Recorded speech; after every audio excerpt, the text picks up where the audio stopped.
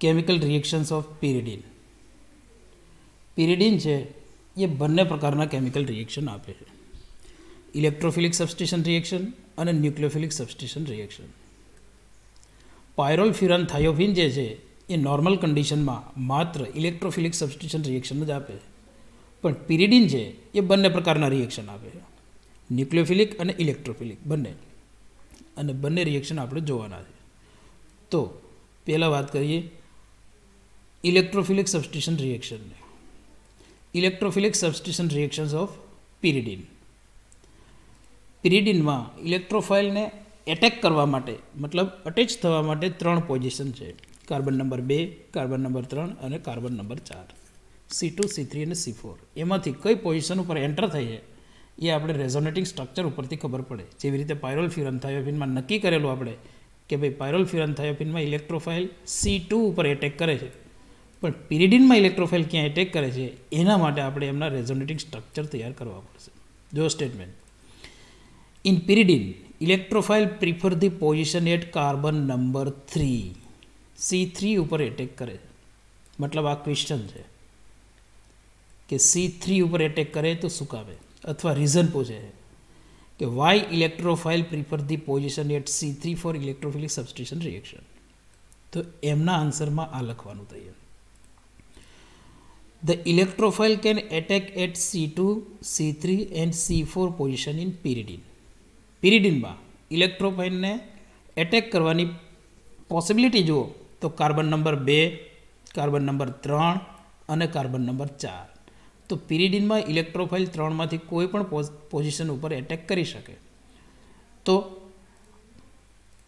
ઇલેક્ટ્રોફાઇલને attach થવાની પોસિબિલિટીની વાત કરી C2, C3 કે C4, પણ એમાં એવું કહીએ આપણે કે કન્ટ્રીબ્યુટિંગ સ્ટ્રક્ચર અથવા એને આપણે કહીએ resonating structures of electrophile attack at C2, C3 and C4 position in pyridine are given as follow.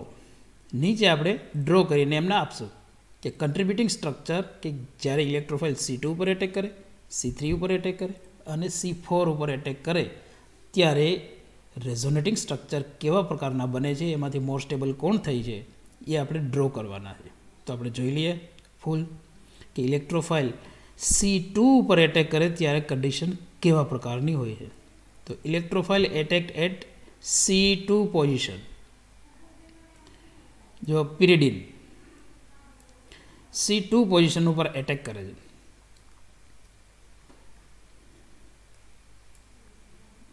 હવે પિરિડીનનું જે સ્ટ્રક્ચર છે એને જ ધ્યાનમાં લઈ લેવાનું હોય. અહીંયા ડબલ બોન્ડ હતો પહેલાં, પણ જો ઇલેક્ટ્રોફાઇલ એટેક કરે તો બોન્ડ બ્રેક થઈ અને પોઝિટિવ ચાર્જ બાજુમાં આવી જશે. આ પોઝિટિવ ચાર્જ ઇલેક્ટ્રોફાઇલે એટેક કરી દીધો કાર્બન નંબર 2 ઉપર. આ પેલું રેઝોનેટિંગ સ્ટ્રક્ચર. હવે બાજુમાં રહેલો ડબલ બોન્ડ પોઝિટિવ ચાર્જ તરફ શિફ્ટ થાય, જે એરો બતાવેલો છે પોઝિટિવ ચાર્જ તરફ શિફ્ટ થાય. તો પોઝિટિવ ચાર્જ 1,3 શિફ્ટ થાય, મતલબ 1 નંબર ઉપર છે અહીંથી તો એ 3 નંબર ઉપર આટલે આવી જાય, મતલબ 1,3 શિફ્ટ જેને કહેવાય. તો ડબલ બોન્ડ અંદર તરફ આવશે, પોઝિટિવ ચાર્જ એની 3rd પોઝિશન ઉપર શિફ્ટ થાય, મતલબ પોઝિટિવ ચાર્જની 3rd પોઝિશન ઉપર. તો જુઓ આ સ્ટ્રક્ચર બની ગયું. અને શિફ્ટ કયો થયો ડબલ બોન્ડ, તો એને અલગ કલર કરી દઈએ કે ભાઈ આ ડબલ બોન્ડ છે એ શિફ્ટ થઈ ગયો છે. જો અહીંયા ડબલ બોન્ડ બની ગયો, તો આ આટલે આવી ગયું. હવે તો કે નાઇટ્રોજન પાસે પણ અહીંયા ડબલ બોન્ડ છે, તો આ ડબલ બોન્ડ આગળ શિફ્ટ થાય અને એરો બતાવેલો છે જે ઇલેક્ટ્રોનનું વહન બતાવે છે, નેગેટિવ ટુ પોઝિટિવ, એટલે ડબલ બોન્ડ આગળ શિફ્ટ થાય. તો જે આ પોઝિટિવ ચાર્જ છે એ સીધો જ નાઇટ્રોજન ઉપર એન્ટર થઈ છે, એટલે કે નાઇટ્રોજન ઉપર અટેચ થઈ જાય સીધો જ. તો પોઝિટિવ ચાર્જ જુઓ નાઇટ્રોજન ઉપર આવી ગયો, અને આ નવો ડબલ બોન્ડ કે જે પોઝિટિવ ચાર્જની વિરુદ્ધ દિશામાં શિફ્ટ થતો હોય. તો આ એમનું રેઝોનેટિંગ સ્ટ્રક્ચર બન્યું હોય. અને એમાં નીચે આપણે લખી દીધું હોય કે ભાઈ અનસ્ટેબલ છે. તો અનસ્ટેબલ શું કામે, તો એના માટેનું ઇમ્પોર્ટન્ટ રીઝન એ કે ભાઈ નાઇટ્રોજન પોતે ઇલેક્ટ્રોનેગેટિવ છે. નાઇટ્રોજનનો સ્વભાવ કેવો છે, ઇલેક્ટ્રોનેગેટિવ. હવે ઇલેક્ટ્રોનેગેટિવ એટમ ઉપર પોઝિટિવ ચાર્જ આવે જો કોઈ પણ રેઝોનેટિંગ સ્ટ્રક્ચરમાં, તો એના માટે એવું કહેવાય કે ભાઈ ઇલેક્ટ્રોનેગેટિવ એટમ ઉપર પોઝિટિવ ચાર્જ ન આવવો જોઈએ. જો પોઝિટિવ ચાર્જ આવે એનો મતલબ કે હાઈ એનર્જેટિક રેઝોનેટિંગ સ્ટ્રક્ચર છે, અને હાઈ એનર્જિક હોય, હાઈ એનર્જિક, તો પછી એ લેસ સ્ટેબલ કહેવાય, અનસ્ટેબલ કહેવાય. અને અહીંયા એ જ કેસ બને છે કે આ રેઝોનેટિંગ સ્ટ્રક્ચરમાં નાઇટ્રોજન કે જે ઇલેક્ટ્રોનેગેટિવ છે એના ઉપર પોઝિટિવ ચાર્જ આવે છે, મતલબ એ હાઈ એનર્જેટિક સ્ટ્રક્ચર છે, લોઅર સ્ટેબલ છે, એટલે કે એ અનસ્ટેબલ છે. તો ફૂલ 3 રેઝોનેટિંગ સ્ટ્રક્ચર તૈયાર થાય છે. કાર્બન નંબર 2 ઉપર એટેક કરે ત્યારે ઇલેક્ટ્રોફાઇલ, કાર્બન નંબર 2 નંબર ઉપર એટેક કરે ત્યારે 3 રેઝોનેટિંગ સ્ટ્રક્ચર થાય છે. એ 3માંથી એક સ્ટ્રક્ચર એવું છે જે હાઈલી અનસ્ટેબલ છે, કારણ કે નાઇટ્રોજન ઉપર પોઝિટિવ ચાર્જ આવે છે. હવે આપણે જોઈશું કે electrophile attack at carbon number 3. જો મતલબ 3 એટલે તમારે સ્ટાર્ટિંગમાં તો પિરિડીન જ હોય છે. આ પિરિડીનમાં કાર્બન નંબર 3 આટલે છે, ત્યાં ઇલેક્ટ્રોફાઇલ આવશે. હવે જેવું ત્યાં ઇલેક્ટ્રોફાઇલ આવશે એટલે બાજુનો ડબલ બોન્ડ તરત જ બ્રેક થાય. અહીંયા જે ડબલ બોન્ડ હતો એ બ્રેક થઈ જાય. ડબલ બોન્ડની જગ્યાએ હું રેડ કલર કરી દઉં કે અહીંયા ડબલ બોન્ડ હતો એ બ્રેક થઈ ગયો, તો પોઝિટિવ બાજુના કાર્બન ઉપર આવી જાય. મતલબ ઇલેક્ટ્રોફાઇલ જ્યાં છે એની બાજુના કાર્બન ઉપર ઇલેક્ટ્રોફાઇલ એટલે પોઝિટિવ ચાર્જ. હવે આ પેલું રેઝોનેટિંગ સ્ટ્રક્ચર છે. બીજું રેઝોનેટિંગ સ્ટ્રક્ચર તો કે બાજુમાં જે ડબલ બોન્ડ છે એ શિફ્ટ થઈ છે. કઈ બાજુ શિફ્ટ થઈ છે તો કે પોઝિટિવ ચાર્જ જે તરફ છે એ બાજુ શિફ્ટ થઈ છે. મતલબ ડબલ બોન્ડ અહીંથી શિફ્ટ થઈને બાજુ ઉપર આવશે, અને પોઝિટિવ ચાર્જ જે નાઇટ્રોજનની રાઇટ હેન્ડ સાઈડ છે એ એક્ઝેક્ટ લેફ્ટ હેન્ડ સાઈડ ઉપર શિફ્ટ થઈ જાય. 1,3 શિફ્ટ થાય પોઝિટિવ ચાર્જ. જો 1,3 શિફ્ટ થઈ ગયું, જે શિફ્ટ થયો છે મતલબ ડબલ બોન્ડ જે શિફ્ટ થયો છે એને આપણે રેડ કલર બતાવી દઈએ. અહીં ડબલ બોન્ડ બની ગયો અને પોઝિટિવ ચાર્જ લેફ્ટ સાઈડ ઉપર આવી ગયો.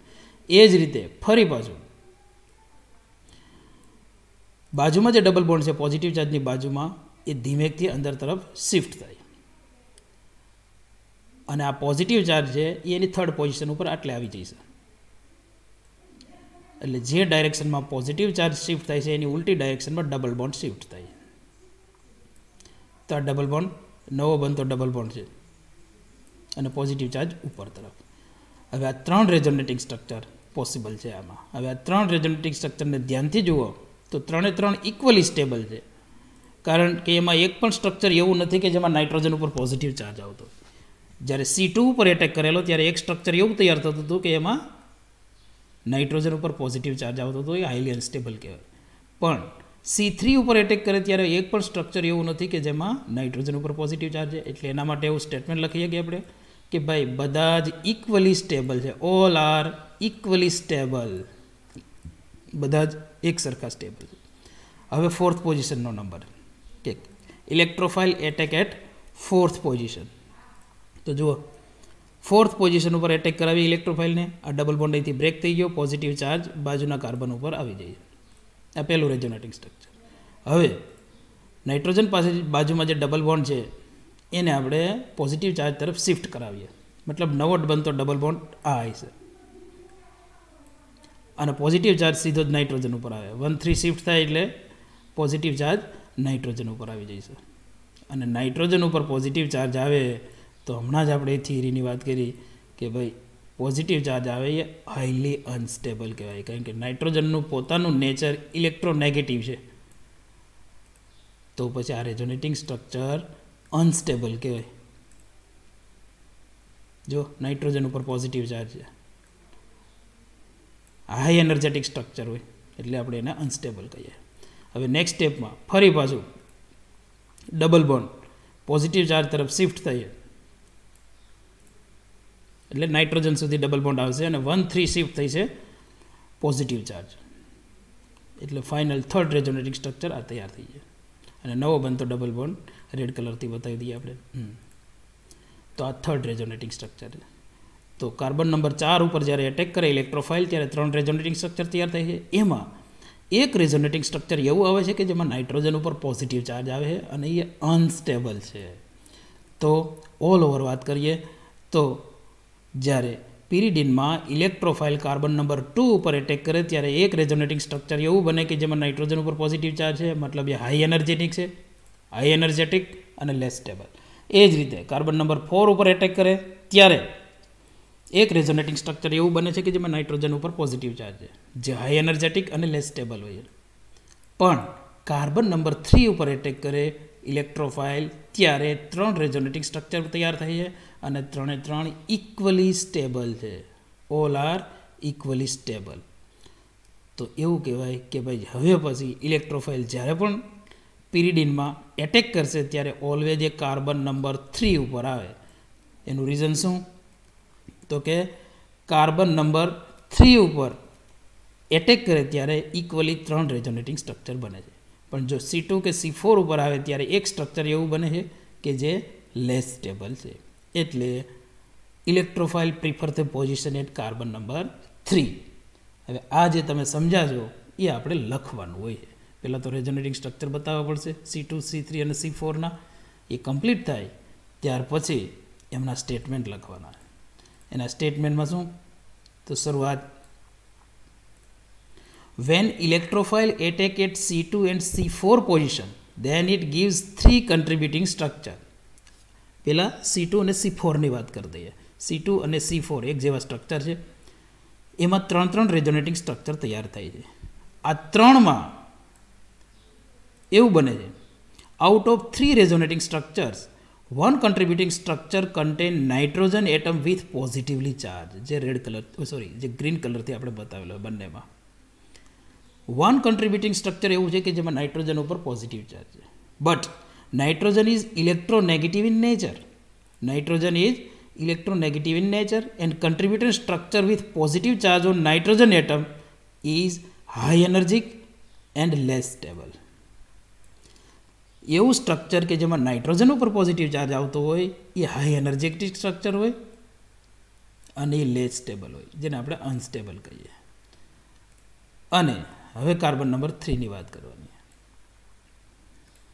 While electrophile attack at C3 position then it gives 3 contributing structure which are equally stable. मतलब all 3 structures are equally stable.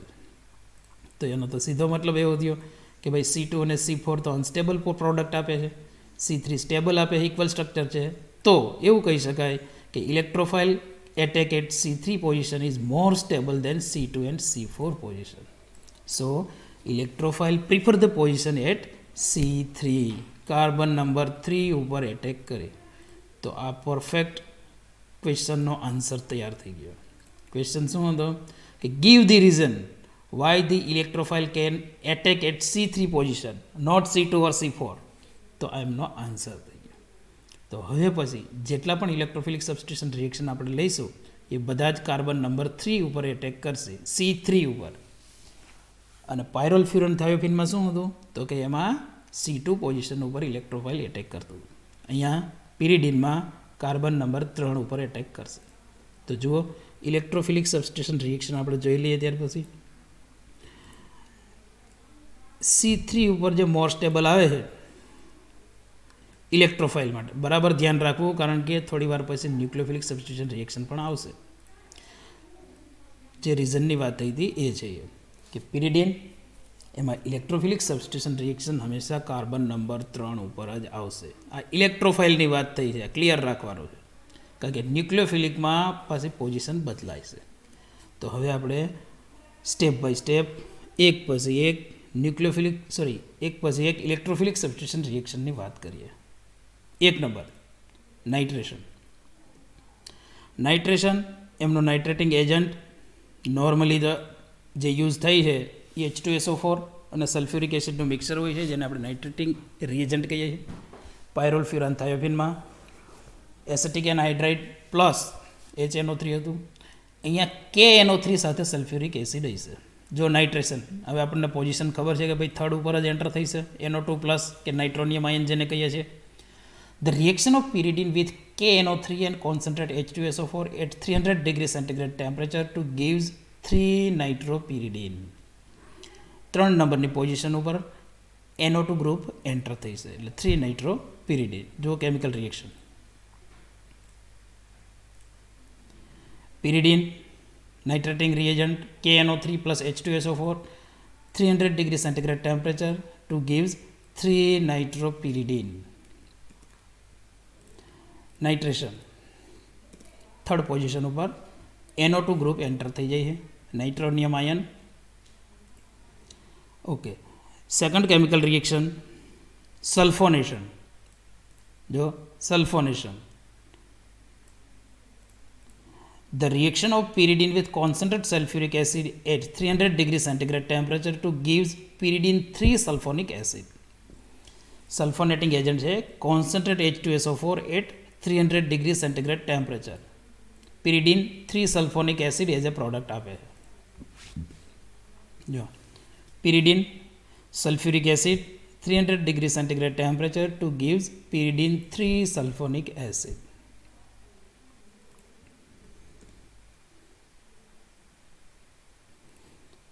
Next third electrophilic substitution reaction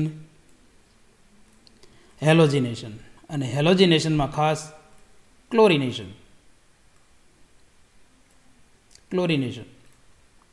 the reaction of pyridine, the reaction of pyridine with chlorine એટલે કે Cl2 and Lewis acid AlCl3 at 350 degree centigrade temperature to gives the mixture of 3-chloropyridine and 3,5-dichloropyridine.